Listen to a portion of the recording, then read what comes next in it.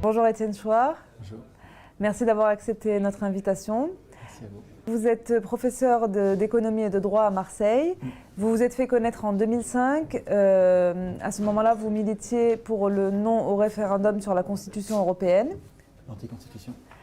Et depuis, donc, vous avez eu une prise de conscience sur la démocratie et vous avez beaucoup réfléchi sur ça et vous êtes un peu à l'initiative d'un certain nombre d'ateliers constituants qui ont eu lieu un peu partout en France depuis 13 ans. Donc vous réfléchissez à cette question. Aujourd'hui, nous sommes dans le contexte du mouvement des Gilets jaunes, horizontal, sans leader. Est-ce que ce mouvement s'inscrit, correspond au projet que vous défendez depuis de nombreuses années, 13 ans maintenant? Que pensez-vous de la genèse de ce mouvement des Gilets jaunes? Alors, il correspond assez exactement à ce dont je rêve depuis plus de 10 ans, 13 ans. Je n'ose même pas y croire tellement ça correspond. Les humains opprimés, les plus maltraités, se lèvent et se révoltent contre ceux qui les maltraitent. Et ils le font spontanément, sans chef, en faisant très attention à la représentation, en faisant d'emblée, presque comme première cause commune, le fait de ne plus être représentés, tellement ils en ont marre d'être mal représentés. Et dans les contestations qu'ils font ressortir, bon, bien sûr, il y a ce qui les a mis dehors, il y a les bas salaires, il y a les trop d'impôts, il y a les services publics qui sont détruits, le droit du travail, dans toutes les protections qui sont détruites, et qui sont des conséquences superficielles, extrêmement douloureuses et révoltantes, mais superficielles de leur impuissance politique. Et ce qui est très spectaculaire, c'est qu'il n'a pas fallu une semaine pour qu'ils prennent de la hauteur, toujours sans représentant, et toujours un peu partout, ça germe partout. Ils prennent de la hauteur par rapport à l'aspect législatif de leurs revendications, et on voit apparaître dans leurs revendications le référendum d'initiative populaire qui est au niveau constituant, c'est-à-dire qui est au-dessus du niveau législatif et qui décide non plus quelle est la loi que je veux, mais le rôle que je veux jouer dans l'écriture de la loi. Et ça, c'est historique, c'est extrêmement important que les gens à la base ne se préoccupent pas seulement des conséquences de leur impuissance politique, mais prennent de la hauteur et comprennent et réfléchissent aux causes de leur impuissance politique. Et ça, je trouve ça littéralement enthousiasmant. Alors, ça ne se passe pas exactement partout, ça ne se passe pas sans difficulté. Dans la liste de leurs revendications, il y a encore un qui est très intéressante. Les dizaines de points qu'ils revendiquent sont très sensés, c'est des points importants. Mais quand on les analyse, chacun de ces points, comme zéro SDF, le SMIC à 1300, les retraites à 1200, le salaire des représentants, des élus, des ministres, égal au salaire médian, c'est-à-dire à 1500. Chacun de ces points est accessible par le référendum d'initiative populaire. De notre propre initiative, si nous avions le référendum d'initiative populaire, c'est-à-dire si nous étions capables de déclencher les référendums sur les questions qui nous importent, et si ces référendums entraînaient des lois, donc des règles avec une force contraignante, sans que les autres pouvoirs puissent se mettre en travers, et si ces normes étaient au sommet de la pyramide de l'état de droit, c'est-à-dire au-dessus, bien sûr, des lois, au-dessus de la Constitution, au-dessus même des traités, au-dessus des traités, au sommet de la Constitution, si nous avions cet outil-là, nous pourrions obtenir chacun des 39 autres points, enfin chacun des autres points, à notre propre initiative, et bien d'autres. C'est-à-dire que le référendum d'initiative populaire, il nous donnerait la puissance politique dont nous sommes totalement privés dans l'anticonstitution de 58. Alors, justement, pour le mouvement des Gilets jaunes, qui est né d'un ras-le-bol par rapport à une situation économique, fiscale, salariale, etc., Est-ce qu'on peut passer de l'expression de ce ras-le-bol à une vraie revendication d'ordre politique comme celle que vous décrivez là? N'y a-t-il pas un fossé entre l'expression de ce ras-le-bol justement et Non, une révolution en fait? Ce que vous décrivez serait une révolution oui, mais la révolution, politique. ça tient à pas grand-chose. Et en plus, quand on dit révolution, une révolution, c'est un tour complet, c'est-à-dire qu'on revient au point de départ. D'ailleurs, c'est ce qui s'est passé pendant les différentes révolutions. Nous nous sommes insurgés et au lieu de nous émanciper, on est retombé dans d'autres fers, dans une autre servitude. Là, il s'agirait plutôt d'une évolution pour sortir d'une servitude et devenir le souverain. C'est pas un fossé qui existe entre les revendications de surface, celles qui nous jettent dans la rue parce que ça devient insupportable, ça devient révoltant, ça devient tellement injuste qu'on n'en peut plus, on se révolte. Entre cet état-là et, compte tenu de cette impuissance que j'observe, je voudrais instituer la puissance qui me manque. Et donc, je vois plus loin que le bout de mon nez, je ne m'occupe pas que de ce qui est en train de m'arriver, je fais en sorte que durablement, ça ne m'arrive plus jamais.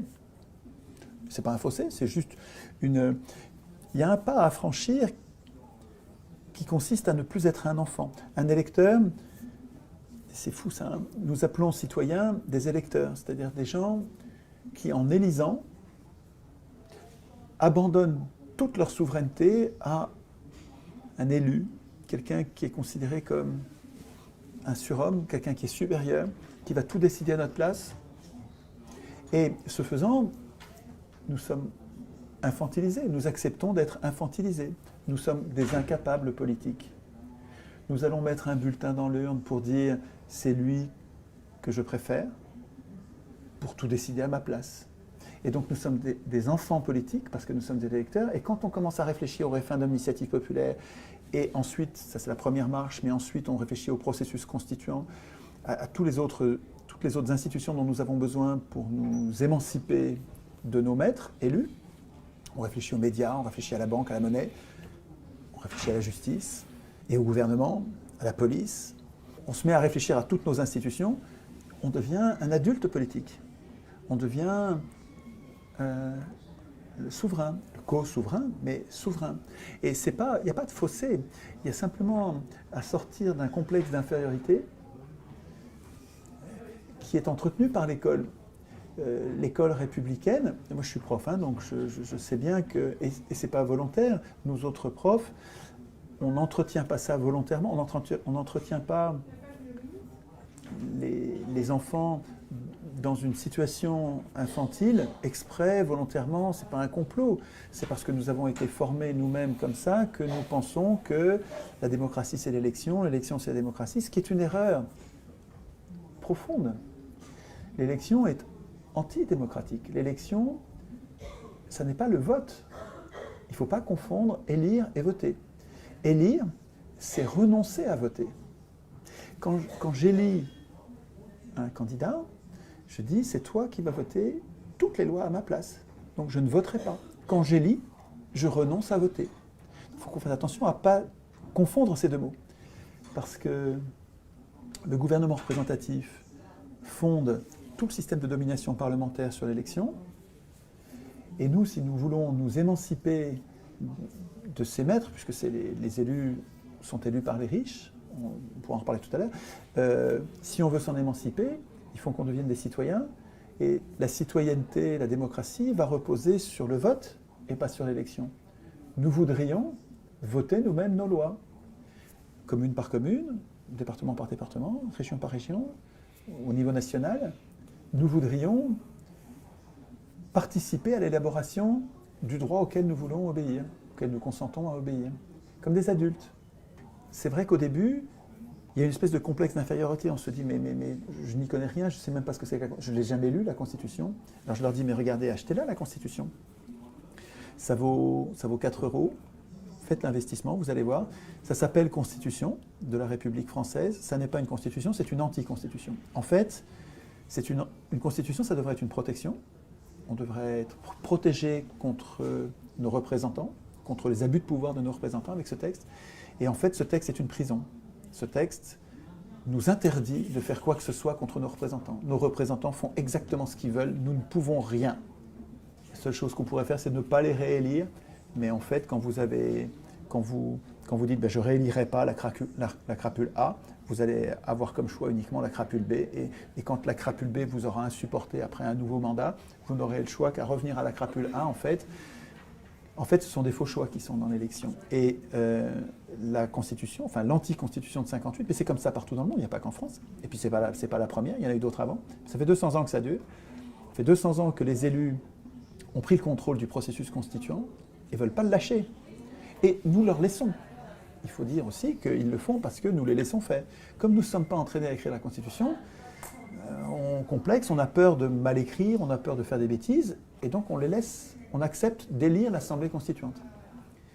Et alors ce qui est très intéressant dans les mouvements des Gilets jaunes, c'est que comme ils partent d'un ras-le-bol de la trahison, ils partent d'une exaspération des mensonges des politiciens et de cette injustice crasse qui consiste à tout donner aux riches et tout retirer aux pauvres. Et ça prend un rythme ces dernières années qui devient humiliant. Exaspérés de cette manière, les Gilets jaunes partent avec un a priori absolument hostile à la représentation. Et ça, c'est excellent pour démarrer un processus constituant. Ce qui se passe dans les Gilets jaunes, là, sur chaque péage, et ça pourrait être dans chaque commune, ce qui se passe, c'est les premiers pas du processus constituant qui concernent forcément, il faut commencer par ça, la représentation. Donc, comment on les désigne, comment on les contrôle, alors, quel mandat on leur donne. Est-ce qu'ils vont décider à notre place ou est-ce qu'ils vont préparer nos décisions? Mais pour les prendre, il faudra qu'ils reviennent nous voir, nous présenter le choix et nous allons voter. Et comment on les contrôle? Comment on peut faire pour surveiller que quand ils négocient, ils ne sont pas en train de nous trahir? Est-ce que, maintenant qu'on a tout le monde a son téléphone et qu'il peut y avoir des lives sur Facebook, est-ce qu'on demande à nos représentants, pas peut-être pour toutes les négociations, mais quand il y a une négociation particulièrement importante où on sent qu'il y a un risque qu'on se fasse tromper, est-ce qu'on demande à nos représentants de filmer la négociation? Et nous, on les regarde en train de négocier, comme ça on sait s'ils nous représentent bien.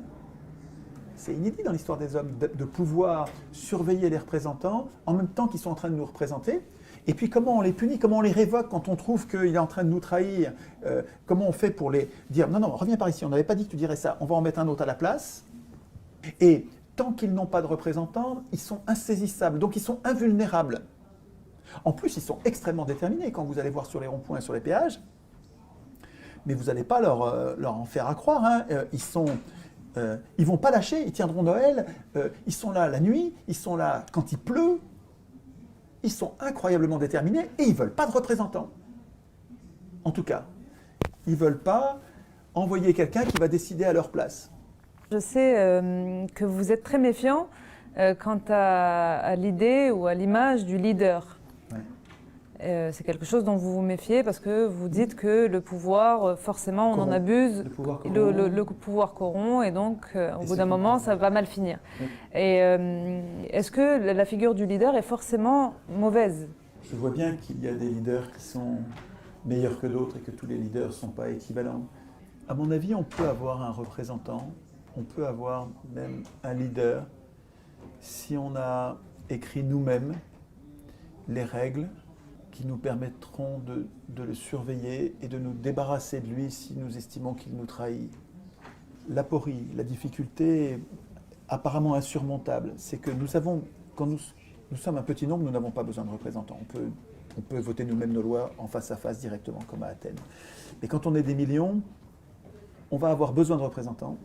Mais l'histoire nous montre des trahisons quasiment permanentes, quasiment systématiques. Nous sommes trahis par nos représentants. Donc, on a besoin de représentants, mais on sait que mécaniquement, c'est par là qu'on va être trahi. Et comment est-ce qu'on peut avoir ces représentants sans être trahis, ou en ayant une moindre chance d'être trahi? Il me semble que c'est avec des citoyens constituants. Pas avec une constitution. La constitution ne suffit pas à nous protéger. Il faut des soldats pour appliquer cette constitution. Il faut des soldats démocratiques, je veux dire, hein, ce n'est pas une question d'armes. Il faut des citoyens vigilants qui soient capables de penser la représentation avant qu'elle n'ait lieu, et ensuite, pendant la représentation, qu'ils soient capables de vérifier, d'être vigilants sur la façon dont ils sont représentés. Et le manque de structuration des Gilets jaunes actuels, qui fait peut-être sa force dans un premier temps. C'est sa force parce que ça le rend insaisissable. Est-ce que ça peut perdurer ou est-ce que ça va finir par devenir une faiblesse? Je ne sais pas, on ne peut pas prédire l'avenir, mais par contre, il y a quelque chose que les mouvements antérieurs au XXe siècle, au XIXe siècle, n'avaient pas, c'est l'Internet. Avec l'Internet, on a une capacité à communiquer entre nous qui ne rend pas le mouvement homogène, mais qui permet à une bonne idée de se répandre beaucoup plus vite que ça n'a jamais été le cas. Alors qu'il y a une très grande surface géographique qui est couverte, il y en a partout dans le pays, mais grâce aux réseaux sociaux, nous arrivons à nous passer le mot et à répandre une bonne idée à une vitesse historique, inédite. Et ça permet de faire monter le niveau d'exigence et le niveau de vigilance démocratique historique, je crois. Et vraiment, ce que je vois, alors, hier encore, j'étais sur un péage, là, près de chez moi, mais c'est enthousiasmant, ça fout la chair de poule, c'est très... Enfin, pour moi qui travaille là-dessus depuis tant d'années, de les voir en train de se révolter, de faire très attention au pouvoir, et quand je leur parle de processus constituant, de référendum d'initiative populaire, qu'il faut absolument que ce soit eux qui l'écrivent, et que c'est leur cause commune en fait, que la cause commune des humains sur Terre, c'est d'instituer eux-mêmes leur puissance politique. On a plein d'intérêts convergents, divergents, il y a de tout.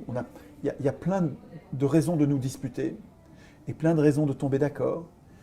Et ces sujets sont tellement multiples que c'est une faiblesse pour nous. Ça nous empêche de faire corps. Ce dont on a besoin, c'est d'une cause commune. Et il faut qu'elle soit bien choisie. Si on se trompe de cause commune, elle ne va pas être vraiment commune et ça ne va pas marcher. Cette cause commune, c'est nous devons instituer nous-mêmes notre puissance populaire, notre puissance politique. Le contraire de ça, la Constitution, c'est une anti-constitution qui fabrique la puissance des élus et qui fabrique l'impuissance populaire. Les gens sont prêts à devenir constituants comme un adolescent qui en a marre d'obéir à ses parents est prêt à devenir un adulte en disant « j'ai toujours obéi, toute ma vie j'ai obéi, c'est vrai.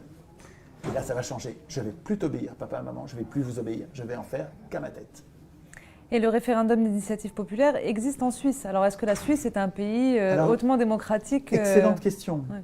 Effectivement, le référendum d'initiative populaire existe dans de nombreux pays. Enfin, oui, pas nombreux, dans plusieurs pays.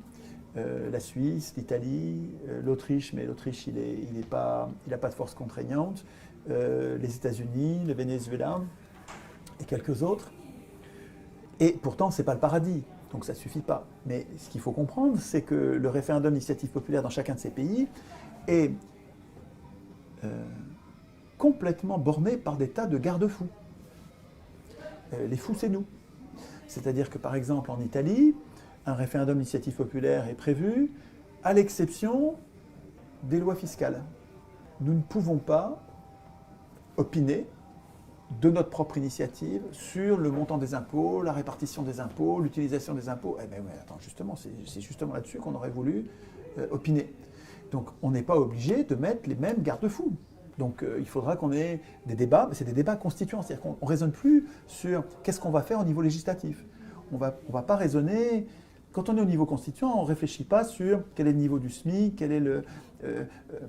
on ne veut plus de SDF, tout ça c'est très important. Hein. Qu'est-ce qu'on fait pour le nucléaire, qu'est-ce qu'on fait pour... alors je prends les sujets très clivants, qu'est-ce qu'on fait pour l'avortement, qu'est-ce qu'on fait... Tous ces sujets-là sont législatifs, il y a des choix de société à faire loi par loi.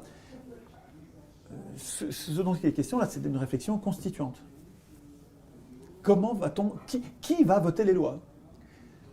Quand les Gilets jaunes s'approprient le référendum d'initiative populaire, au lieu de s'en tenir à moins d'impôts, plus de salaires, rétablissez les services publics, au lieu de ça, ils s'occupent d'instituer leur puissance, ils ont changé de niveau en fait, ils sont en train de devenir constituants. Référendum d'initiative populaire, c'est la première marche, Et juste après, ils vont s'occuper des médias, de la monnaie, du reste. Et à mon avis, ce qu'ils devraient faire, c'est, pour obtenir quelque chose, là, ils sont trop dispersés, 40 ou 60, je crois qu'il y en a une quarantaine de revendications qui sont toutes très intéressantes, mais qui sont des revendications législatives. Il y en a une au milieu qui est le référendum d'initiative populaire. Elle est constituante. Les autres sont législatives. Au lieu de ça, puisque toutes ces revendications, ils les obtiendraient eux-mêmes avec le référendum d'initiative populaire. Et qu'ils en obtiendraient même encore plus, puisqu'après, une fois que tu as le référendum d'initiative populaire, en toute matière et avec une force obligatoire, ben, ça continue. Même ce qu'on n'a pas écrit dans la liste, on peut l'obtenir référendum par référendum. Les Gilets jaunes, à mon avis, devraient concentrer leur puissance, parce qu'ils sont très puissants en ce moment. Ils devraient concentrer leur puissance sur 2 mesures. Une qui règle leurs problèmes immédiats de pouvoir d'achat, parce que c'est insupportable de vivre avec... Sur les ronds-points, vous voyez des gens qui vivent avec très peu de choses. C'est poignant. C'est absolument... On se demande... On comprend qu'ils restent dehors, parce qu'il y a... C'est très dur ce qu'ils vivent. Ils ont vraiment... c'est normal qu'ils luttent. Et donc, il peut y avoir une des 2 mesures qui sert à régler leurs problèmes. Alors, je pensais d'abord à augmenter le salaire minimum. Mais il y a plein d'entreprises des petites entreprises qui ne vont pas supporter, qui vont mourir. Alors qu'il y a un autre moyen plus simple qui consiste à mettre une TVA zéro, sur tous les produits de première nécessité. L'alimentation, l'électricité, l'eau. Il faudrait qu'il y ait une liste. Donc, première mesure, exiger des gilets et non négociable. On veut la TVA zéro sur une liste de produits que voilà. Ah, pas sur tous les produits, parce que ça va faire un tel manque à gagner pour l'État que ça va faire un trop gros trou. Mais sur tous les produits que nous consommons, nous, c'est TVA zéro. Et d'ailleurs, il pourrait y avoir une TVA de 100% sur les yachts, sur les bagnoles de luxe, sur les montres de luxe, sur tous les produits de luxe. Il pourrait y avoir une TVA de 200% même, hein, pour récupérer l'argent qu'on a perdu sur TVA zéro pour les produits de première nécessité. Un calcul à faire, peu importe. Mais nous, ce qu'on veut, c'est TVA zéro sur tous les produits qu'on consomme tous les jours. Et là, c'est une bouffée d'oxygène, c'est-à-dire qu'on va avoir en une mesure une vraie augmentation. Mais c'est bien sûr insuffisant. Et la deuxième mesure, c'est on veut le référendum d'initiative populaire. C'est-à-dire en toute matière. Et on ne vous laisse pas l'écrire. Attention, dans la négociation, nous, on va l'écrire sur les ronds-points et les péages. On va réfléchir à l'article, avec 2-3 alinéas, qui institue le référendum à notre manière. C'est-à-dire que c'est nous qui allons décider les garde-fous, et vous allez voir, il n'y en aura pas beaucoup. Mais c'est nous qui allons l'écrire, et dans nos revendications, après qu'on soit tombé d'accord, parce qu'il va falloir qu'on règle nos problèmes de représentation, et qu'on tombe d'accord sur 1 ou 2, et ça peut être en fait, imaginons qu'il y ait, bon, pour chaque rond-point et chaque péage, on va avoir une proposition d'articles de référendum d'initiative populaire. Et donc, il y en a beaucoup qui se ressemblent, on pourra les rassembler, mais on va peut-être avoir 10 ou 20 modalités différentes de référendum. Eh bien, on fait un premier vote, un premier tour où on passe de 20 à 10. Et puis ensuite, un deuxième tour où on passe de 10 à 5. Et puis ensuite, un troisième tour où on passe de 5 à 3. Mais oui, pas en 2 tours, en plein de tours pour se rapprocher progressivement, pour qu'on ait le temps de s'adapter. Et pour finalement décider de ce que nous, les Gilets jaunes, on veut comme mouture, comme version du référendum que nous avons écrit, nous. On n'a pas laissé les élus écrire, c'est nous qui avons écrit. Nous sommes constituants. Un électeur est constitué, un citoyen est constituant. Et donc, là, nous viendrions, si ça se passait comme je l'imagine là, nous viendrions avec non pas une ribambelle de revendications importantes, mais dans lesquelles le gouvernement ne va céder que sur 3 ou 4 pour nous renvoyer chez nous, et on va perdre tout le reste. Et on ne va sûrement pas avoir le référendum, parce que le gouvernement sait bien que le référendum, c'est une bombe atomique pour lui, et qu'il ne faut surtout pas l'accepter. Par contre, si on vient avec que ça, on veut une mesure de pouvoir d'achat et une mesure de puissance politique populaire, durable, en toute matière. Et c'est nous qui l'avons écrit. Et nous, ce qu'on veut, c'est que vous la mettiez dans la Constitution. Et si vous ne la mettez pas dans la Constitution, le texte qu'on a écrit, eh ben, c'est l'insurrection. Parce que ça veut dire que vous êtes antidémocrate. Vous êtes nos ennemis. À mon avis, il y a une fenêtre de libération démocratique à notre initiative. Donc, si vous voulez, ce mouvement, pour moi, il est comme un printemps où je verrai des graines qui germent, que je sème depuis tant d'années, en disant, on a l'impression que ça ne va pas marcher. Et là, je les vois, mais c'est pas moi qui en ai parlé du référendum, hein, c'est eux qui ont levé le truc. Hein. Alors, c'est des gens peut-être qui ont suivi ce que je faisais, mais bon, le référendum d'initiative populaire, il y a des vieux militants qui militaient depuis, comme Yvan Bachot, là, qui se bagarrent depuis longtemps là-dessus. Hein. Vous avez parlé d'insurrection. Il y a eu, parmi les commentateurs, certains ont dit que la violence qu'il y a eu, que ce soit la violence des slogans ou la violence physique qu'il y a eu dans les manifestations, notamment parisiennes, c'est ce qui a permis que le gouvernement cède sur l'augmentation des taxes sur le carburant. Est-ce que vous partagez cette analyse sur la violence Alors, sur la violence, une première chose à dire, c'est qu'il est honteux de ne parler que de la violence des exploités qui se révoltent contre leur exploitation et de ne pas parler de la violence de l'exploitation. Parce que ces gens-là, qui n'en peuvent plus de ramer, de travailler, de se priver de tout pendant que les autres se goinfrent sans rien foutre, sous leur nez, sans même payer d'impôts. Carlos Ghosn qui gagne 16 millions par an, il gagne plus d'1 million d'euros par mois, il ne paye pas d'impôts. Et ce mec, il est en prison, au coup de bol, les Japonais le foutent en tôle, et d'autres gouvernements envoient un ambassadeur pour aller voir comment on s'occupe de lui. Donc le spectacle de cette injustice, de ces violences sociales, devrait faire partie du discours. C'est-à-dire que la violence qu'on voit dans les rues, elle n'est pas une violence première, elle est une violence qui est une réaction à une première, un peu comme quelqu'un qui se fait violer se débat violemment pour ne pas être violé. On ne peut pas parler que de la violence, de la victime qui se débat, sans parler de la violence du violeur. Quoi, hein. Je veux dire, c'est complètement injuste, hein, évidemment. Deuxièmement, ce à quoi je réfléchis, c'est un processus qui sera le moins violent possible. Ceci dit, je ne me fais pas d'illusions parce que je sais que la violence, elle vient des riches qui ne se laissent pas faire, des riches, des ultra-riches. Hein. Quand je dis des riches, je pense uniquement aux très riches, parce qu'on est toujours le riche de quelqu'un. Moi, je suis riche par rapport à ceux qui sont plus pauvres que moi, donc c'est relatif, la richesse, évidemment. Mais la violence des riches, quand je dis la violence des riches, c'est la violence des ultra-riches, comme au Venezuela, qui sèment le chaos pour faire tomber le gouvernement. Et donc, je sais bien qu'on va avoir de la violence, ne serait-ce que parce que les contre-révolutionnaires sont prêts à faire couler le sang pour ne pas perdre leur domination. Donc je sais bien que malheureusement, nous allons souffrir de la violence. Mais l'idée que je défends, elle, à mon avis, elle permettra d'avoir peu de violence. Parce que si nous sommes très nombreux, alors je ne dis pas quelques centaines de milliers, quelques centaines de milliers, vous ne pourrez pas faire l'économie de la violence pour imposer vos idées à tout le reste. Mais si la société, et je répète, 87% des gens soutiennent les Gilets jaunes et 90% des gens veulent le référendum, veulent instituer la puissance populaire, la puissance politique populaire. Donc on a potentiellement l'adhésion de la quasi-totalité de la société. Si nous devenons vraiment constituants, c'est-à-dire que si ces gens qui veulent le référendum commencent à l'écrire, c'est à l'article 11 hein, ou à l'article 3, l'article 3 qui dit la souveraineté nationale appartient au peuple, super, qu'il exerce, super, par ses représentants. Si c'est par ses représentants, c'est que c'est pas... Bon, je le barre, ça. Qu'il exerce par la voie du référendum d'initiative populaire en toute matière. La souveraineté nationale appartient au peuple. Donc, si les gens qui veulent le référendum d'initiative populaire se mettent à prendre l'anticonstitution et à écrire eux-mêmes leur puissance politique, on va être une armée qui sera tellement nombreuse que la police, elle tire sur quelques milliers, mais elle ne tire pas sur tout le monde. La police, elle va retirer les casques, elle va venir avec nous, elle va dire « Ok, on le fait ». Et donc là, il n'y aura pas de violence. Quelques violences, mais peu, quoi. Donc, si vous voulez, j'ai peur de la violence aujourd'hui parce que c'est trop tôt, on n'est pas encore constituant. Et c'est tout près, là. Ce que je vois sur les ronds-points et les péages, c'est que c'est en train de se faire. À mon avis, ce n'est pas des années, c'est même pas des mois qu'on va attendre. C'est en train de se faire, là. Étienne Chouard, merci beaucoup d'avoir accepté notre invitation et d'avoir répondu à nos questions. À très bientôt. Merci à vous.